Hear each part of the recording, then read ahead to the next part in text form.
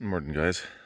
Here's another update on how things are going in our roost out greenhouse using kind of a square foot high volume attempt.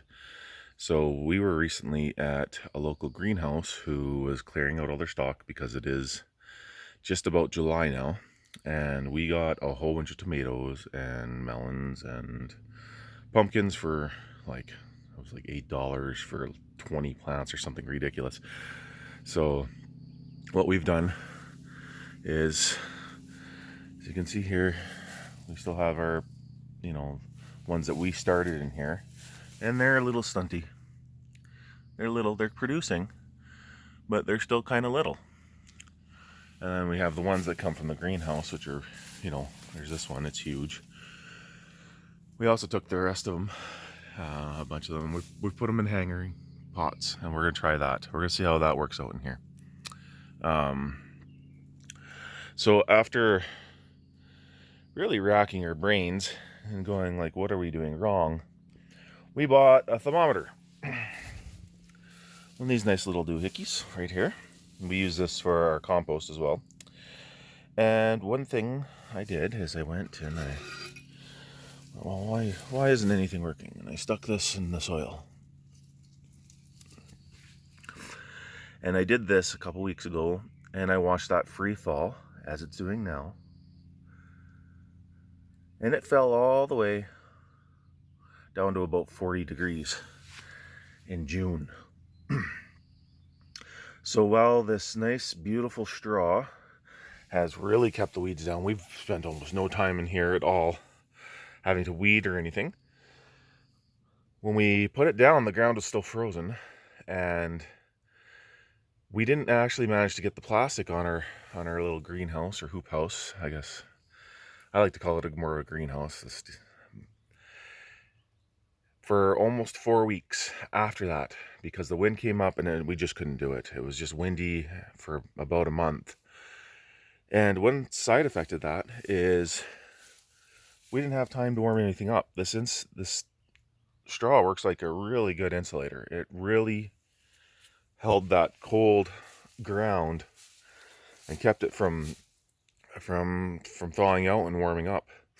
And then we took all these nice, beautiful starts and we stuck them in this freezing ground. Not even thinking. Never even occurred to us that the ground might still be really cold.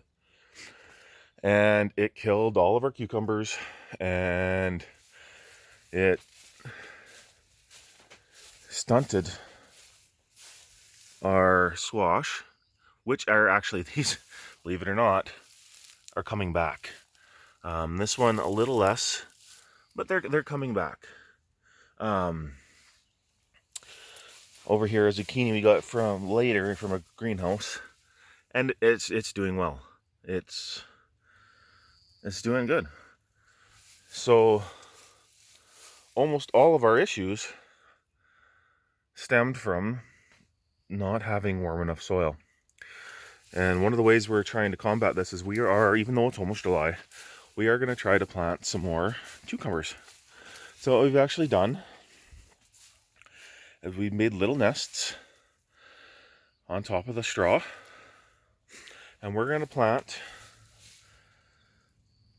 directly into the dirt on top of the straw to see what happens here. Now we think it'll actually stay nice and warm as long as the straw stays nice and moist. It should grow.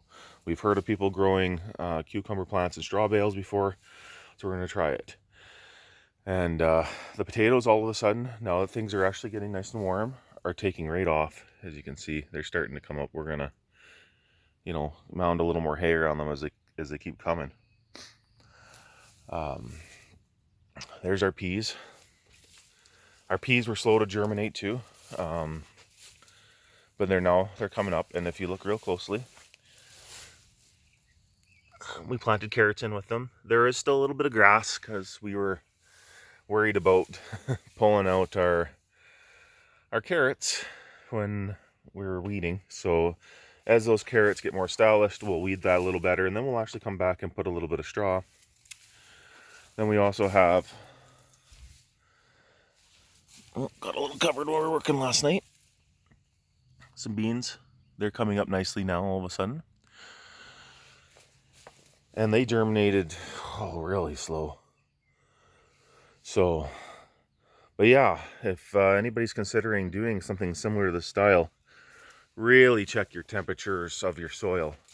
I mean, it is almost July in here, and what did we finalize at?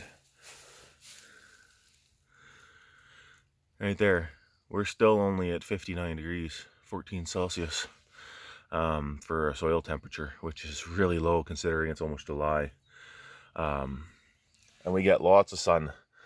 I don't know if you can tell here right now, but this is actually the north wall of our greenhouse. And that's where the sun comes in the morning. So we start getting sun at like 4:30, 4:45 in the morning.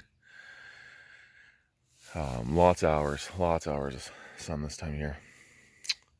All right, guys. Thanks a lot. I'll see you again soon.